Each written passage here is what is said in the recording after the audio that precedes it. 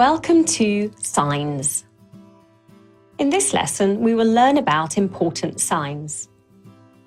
A sign is used to give information.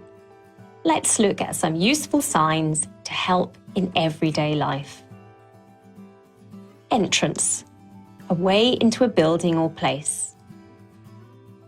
Exit, a way out of a building or place. Reserved, you can't sit here. Someone has pre-booked it.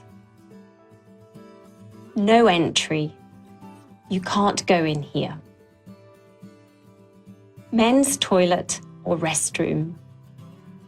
Ladies' toilet or restroom. Closed, not open. Lift or elevator. You can go up or down floors. Sale. There is a discount or money off.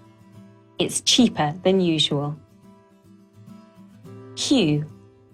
Stand here and wait your turn. When you get to the front, it's your turn.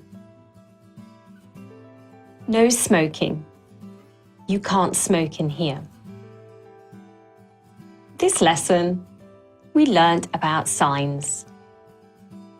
Entrance, exit, reserved, no entry, men's toilet, men's restroom, ladies' toilet, ladies' restroom, closed, lift, elevator, sale, queue, no smoking.